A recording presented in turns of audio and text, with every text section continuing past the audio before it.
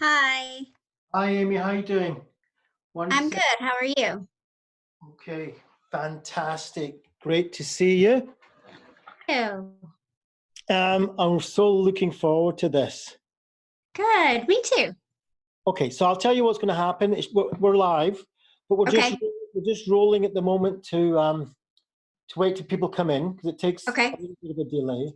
So um, in the How meantime, are you? yeah, let me just. Fantastic. In the meantime, I'll just tell you kind of what's going to happen. Okay. First of all, once people start coming in, there'll be a kind of an official start. Okay. And then I want to run, well, we can run as long as you really want, but at the end of the day, what I need is the good 20 minutes, all right, 19 minutes, because then it gets processed. But, I'm not going to hold you back. And if you want to do something else, then that's fine with me. Okay. We will have quite a few people joining in. But I'll be taking out of this and trying to produce it 20 minutes worth. Okay. Right? Of course, I want you to talk about yourself. And, you're a great teacher of mine, and I don't know if you know that, even though I'm not one of your students, not been, but you are, in fact, an amazing teacher of mine because you just show me every day how you put all this stuff into action. And I Thank love you. it. And I've been following you for a long time. And I follow all your LL updates and all your daily kind of challenges and struggles that you go through. I even know Slate really well. And moving house and moving work and everything, and I feel like I really know you, and I really look at you as one of my teachers. So I want you to bring that out tonight. I'm going to ask if that's okay with you. I'm going to bring that out a little bit Of course. because that's for me one of the most exciting bits about having you on this show. Okay. And then I want you just to take us wherever you want to take us. Okay. All right. So I'm going to give it like one more minute and then we're really going to get on our way. Is there anything that you want to ask me? I don't think so. I I hope I don't disappoint. No, absolutely not. Okay. You can hear me fine? I can. Can you Okay. hear me? Yeah, I can hear you and I can see you fine. It's great. The light's good and everything.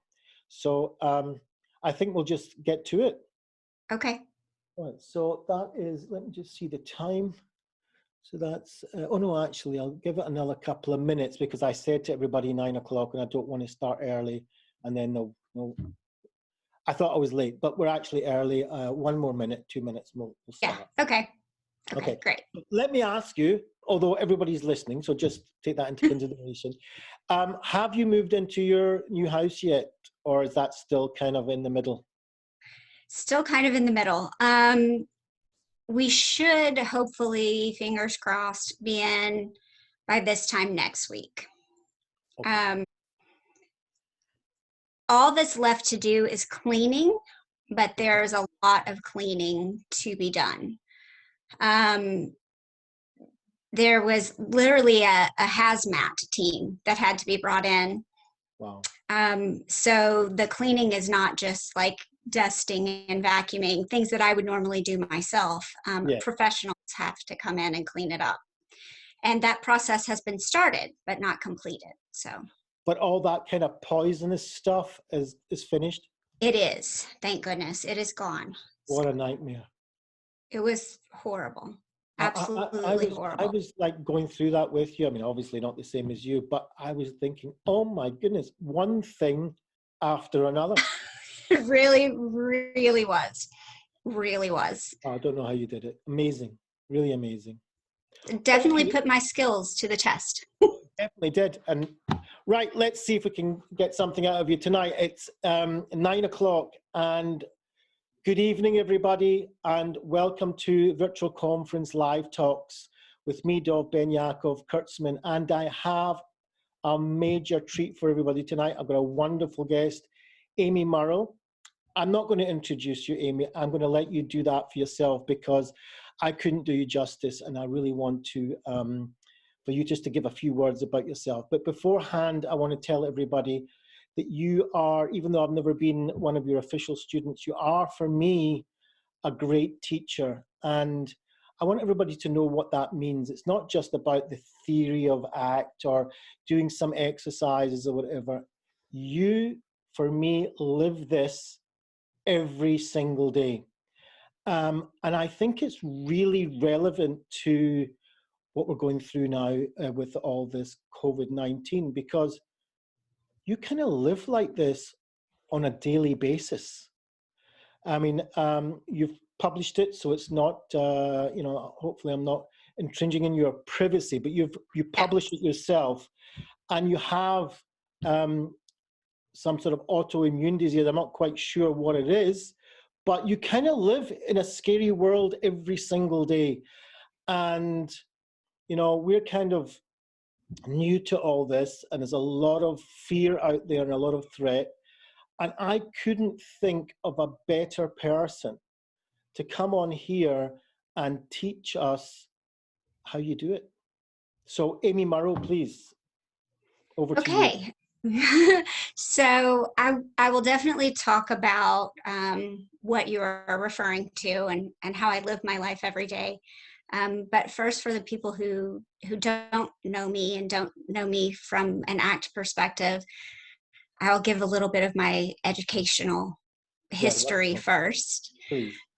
So I am a clinical psychologist. I got my PhD in clinical psychology in 2005 from the University of Mississippi under the mentorship of Kelly Wilson. Wow. That's a wow right there. I was actually Kelly's very first official student. I say official because I know he was a great mentor to many people before he officially became a professor.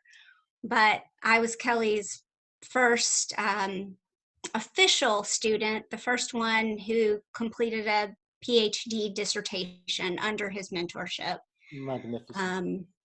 And then I did an internship at the University of Tennessee Health Science Center before I took my first job as a professor, assistant professor at that time, at the University of North Texas, Denton, Texas. And I was there until December, when my family moved to Memphis, Tennessee, which is actually my home, my original home. So you're a real Texan. Yes. And we are living in my parents' house right now, Wow. in the home where I grew up, because my house was filled with toxic fumes until this past week. And hopefully I'll actually get to live in the house that we bought very soon. And Amy, toxic fumes for you is not like toxic fumes for just anyone. Correct. Correct. It would be bad for anyone, but particularly bad for me, because I have what's known in some worlds as the immune trifecta. I have 3 genetic disorders, and that all affect the way that the immune system functions. The one that causes me the most trouble is called systemic mastocytosis. Wow. And that means that my body has too many mast cells, which are the cells that produce all of the chemicals that your body makes when you have an allergic reaction. Wow. So my body basically acts as if I have severe allergic reactions, like the anaphylactic shock kinds of things, right, to many, many disorders. I mean, to many, many triggers in the environment. And the thing is that they change all of the time too. So really? Wow. So yes. you don't know when it's going to be coming. you don't know when it's going to be coming. Wow. So I do have a list of things that I know for sure that I'm allergic to because they're true allergies. But then I also can just have an anaphylactic shock response to anything and everything because of systemic mastocytosis. So how do you get through the day? How do you do this? Well, there are some precautions that I have to take that basically make me live like all of us are living right now, with a Right. lot of social isolation and social distancing, and a lot of acceptance, a lot of mindfulness, a lot of diffusion, a lot of flexible valuing. Um, So yeah, I know that you've, as a professor, you've gone into lectures wearing a mask, right? absolutely. Wow. Yes. So I think it's so relevant, your life and how you live it, to all of us. Really, it's so relevant because, I mean, if we're talking about acceptance and commitment, you live this. This is a life and death situation for you. You It actually is. use this to stay alive. Is that right? I do. I I mean, that's not an literally do. exaggeration, right? It's not an exaggeration. Right. Yes, I literally do. There's a very fine line for me that I'm constantly walking. I call it expanding and retracting my bubble, of where I'm figuring out exactly how much I can do in terms of valued, committed action, getting outside, doing things that are important to me, accepting the ambiguity. And I think there's a lot of fear of ambiguity going on in the world right now. Yeah, definitely. And then, not doing things, staying inside, and finding out other ways to do things that I value in ways that I never would have done before, which is also really happening a lot right now. There are people having karaoke parties online and doing things like, watching movies with people in other countries. Yeah. These are the kinds of things that I've been doing for over a decade. Wow. um, and I do think I have some things to say about it. Um, Well, I've got I, no doubt that you do. Now, the people that I've been talking to over the last, few weeks when this is all going on, there's like you said, ambiguity. There's there's a lot of fear because of this fear of the unknown, whether it's unknown yes, because of the virus or unknown because what do we do? The instructions that we're getting from our leaders sometimes are also ambiguous a little bit. Some countries are doing lockdowns, some countries are not doing lockdowns. There's a lot of people that seem to be dying very closely around us or getting infected. Very scary for a lot of people. Those who are locked down into their, home environments, boredom, what do we do? How do we relate to our children? And I know that you specialize also in children. And even I had the honor of helping you proofread your first children's book, which I love doing very much over the phone with you. There's that going on. There's when they're going out to actually do shopping, there's the fear of being infected, mm-hmm. coming into contact with other people. I mean, this is a daily thing for you. Tell Really. us how to do that. Well, I think so. For me, writing that first children's book, which was about self as context, is a big part of the diffusion of the fear of ambiguity. One of the things that I did when so these are genetic disorders that I have.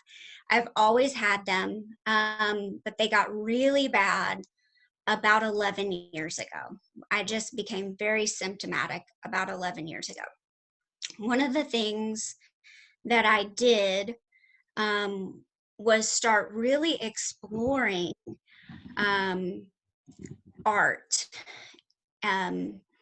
in various media, books, songs, sculptures, that all had some expression of that even though you don't know the outcome, that there is this acknowledgement of that life constantly ebbs and flows. There's good and bad. There's day and night. Always. That as bad as we feel in this moment, and we may not know the exact outcome, we do know that this is temporary. Right. There, go ahead. No, I just don't want to interrupt you too much, but I've noticed also, following you on a daily basis for quite a long time now, you also have quite a spiritual side to your life. Yes, absolutely. And I have, I would describe myself as spiritual. I would even describe myself as religious. But I don't think you have to prescribe to a certain religion to have a faith system, theological or not, that can acknowledge that thoughts, feelings, situations change. Right. And they always last forever, as you said. Right. And so I think that is tied to self as context. Seasons change, time changes. We are not our thoughts, feelings, bodies, circumstances. Neither is the world. Right. And I think if we look for acknowledgement of that in ourselves and each other, even if we're getting contradictory evidence, or I shouldn't say evidence, but messages, even if we're getting contradictory messages, right. If we look for that, which has been true from the beginning of time and will continue to be true, and we kind of put our hands over our hearts and say, I have everything I need. I am safe. I am whole. I am bigger than this. Could you do something experiential for us right now? Can we do some sort of, because a lot of people watching this now, could we do something with you right now? Yeah. And sure. I think, by the way, and I'm not just trying to plug the book, I swear I'm not, but that Becca Epps book, that was the very first one that I wrote, that Self as Context book. That was part of how I deal with things like this, writing that book. Right, and so tell us the name of the book and where we can get it.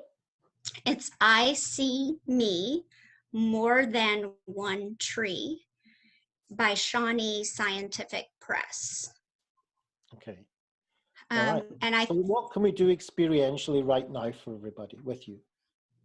I think either eyes closed or softly focused on some spot out in front of you if you're not comfortable closing your eyes, and hand over heart, simply repeating, I am safe. I am safe. I am whole. I am whole. I have everything I need. I have everything I need.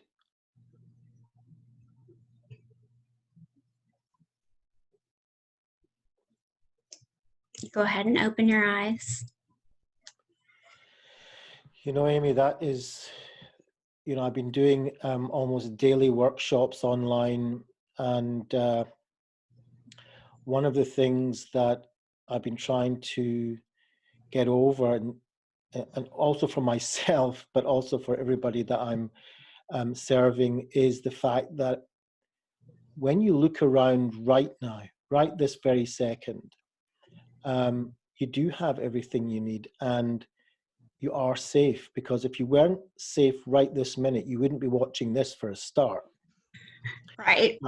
So it's acknowledging that, just like you did, taking that space, taking that time, and just that hand over heart is almost like a self hug as well, Mhm.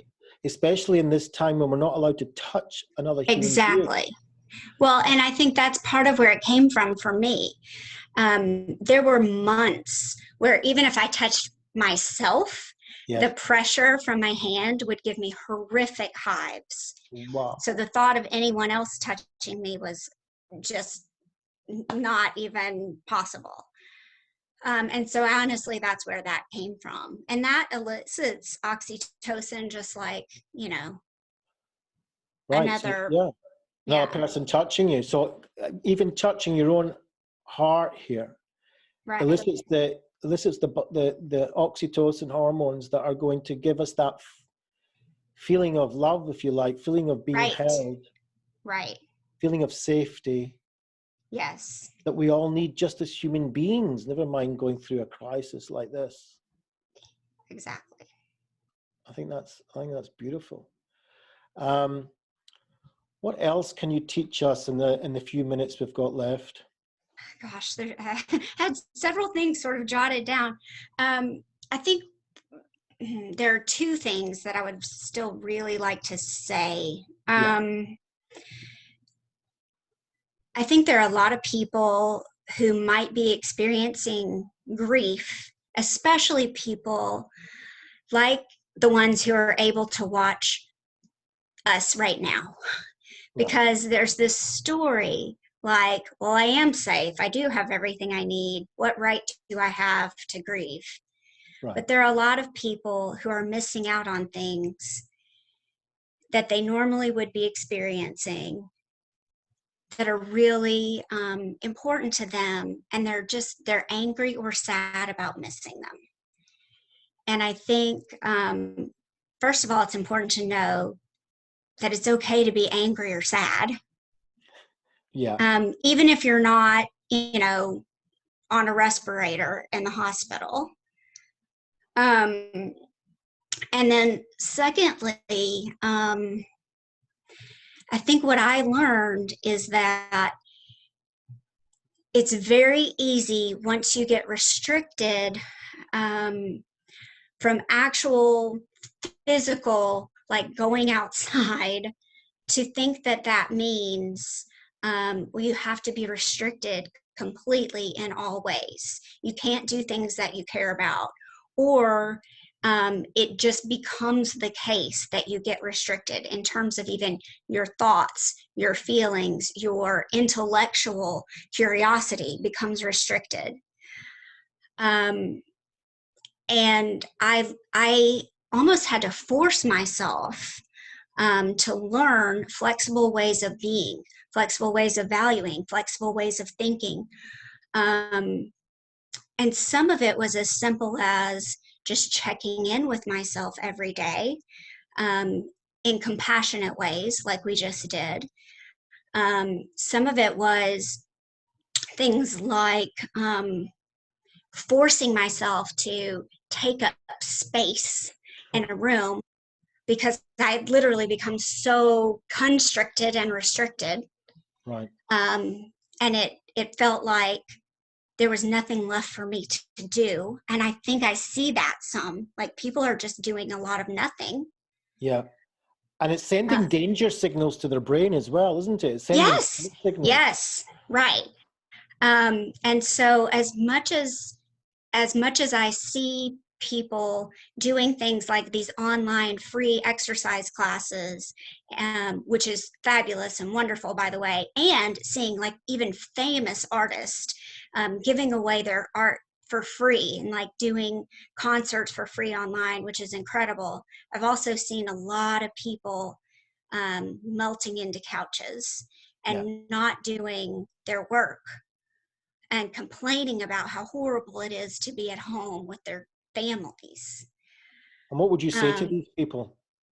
um, I would say, again, it's okay to be angry. It's okay to be sad. Um, you have every right to feel whatever it is you feel. And your biochemistry is literally changing, like you said, because your body's getting all these danger signals. Right. And what will happen is that you will shut down completely if you continue to allow this to happen. So please find some ways to expand your behavioral repertoire. Find freedom in your life, freedom in your body, freedom in your mind, freedom with your emotions. And that will look different for everyone. Like for me, I made sure, because I could see it happening, that I did simple mindfulness exercises every day, even if it was as simple as take 10 seconds right now to listen to the smallest sound. Wow. Wow. Or, the simple hand over heart thing for compassion. Or, like I said, take up as much space in the room as you can. And I would intentionally do crazy, wild dancing. Wow. Intentionally, like to make it look ridiculous, just so I was like expanding my behavioral repertoire in terms of movement, physical movement. Right.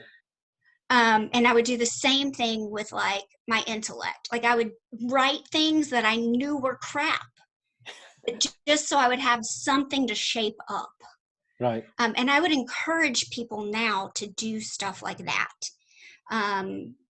in all ways: intellect, physical movement, artistic expansion, because we need to have behavior to shape as opposed to nothing. Wow, that's a super, super powerful message. What you're saying, you're basically just saying go from that closed fetal position, almost metaphorically and literally, and open up and make yourself feel safe, open up. Yes. Be vulnerable, but be Yes. alive. Yes. Yes. I think Wow. that's so important. And that's how I've survived the last 11 years. And, sometimes I've made mistakes. Sometimes I've really hurt myself. Wow. But you've taken that risk But I've in taken order that to risk. open up. Yes. Yeah. Amy, I'm going to hold you back for one more minute and ask our audience if they have a question for you, and see if I can ask you one or two questions from Sure. Of people or course. viewers. So if there's anybody watching at the moment who wants to ask Amy a question, I know there was somebody just wanted the name of your book again. So just say that clearly again while we're waiting on any other questions coming through. Okay. That's I See Me More Than One Tree. And it's published by Shawnee Scientific Press. Is it available on Amazon or any of these kind of bookstores? No, unfortunately not. Okay, so will you be able to send me a link for that after the show, and I will put it in the notes? Sure, of course. Okay, that's wonderful. So anyone got a question for Amy? If not, we're gonna close down, but I'm just gonna wait because there's sometimes a delay on the Facebook Live. So we'll just leave it a second, and if not, then we'll close. Hold on. All right. So one more minute just to see if anyone's got a question for Amy. Otherwise, we'll call it a night. Amy, in the meantime, that's brilliant. And it really speaks. Oh, I've got a question for you. Okay. You know how you said even if you did something for 10 seconds, or even if you just do that exercise, that hand over heart that you did for us. I mean, these are very brief, mindful exercises. So I for sure I'm going to get people saying to me, well, how can 10 seconds make a difference? Well, I think sometimes when you're really, really scared, when you're really shut down, like when you're in that freeze sort of mode, you have to start somewhere. And so you shape up in teeny tiny movements and moments, with the idea that there is hope that you build on those later. I mean, most mornings, actually, since I was 7 years old, I have meditated about 20 minutes since I was 7. Wow. And I will be 47 soon. But there was a period of time where I was very, very fortunate just to be alive. And in that period of time, there wasn't much happening other than I was struggling to breathe, I mean, literally. And so if I got in 10 seconds or listen for, 5 things, look for 4 things, Yeah. Yeah. then I was doing great. Wow. Wow. And I think the same thing could be said right now when people, many people, and not all people, but many people are really anxious. Well, they are. And I'm getting someone that says, I really admire Amy, inspirational. I too have health problems with allergies and have had to do something similar. Amy, you're a beautiful person inside and out. I'm really, really emotional about having you on. You've been incredibly, I don't know what the word is, loving to everybody. And I didn't expect any less, but to see it actually happen has been an experience worth keeping. Thank you so much. Thanks for having me on. I appreciate it. Thank you very much, Amy, and we'll be in touch. Don't forget to send me that or the links to your books and the names of them in by text, and I'll put them in the notes. In the meantime, join us later with Ben Sedley from New Zealand. He's got some great, in a couple of hours, he's coming on. I'll send you the link if you want. And I look forward to continue to follow you, continue to learn from you, and please God, we'll meet up soon one day, and may you have a very happy and kosher Pesach. Thank you. You too. All right, take care. Thanks. Bye-bye. Bye-bye. Good night, everybody, and see you in a couple of hours with Ben Sedley.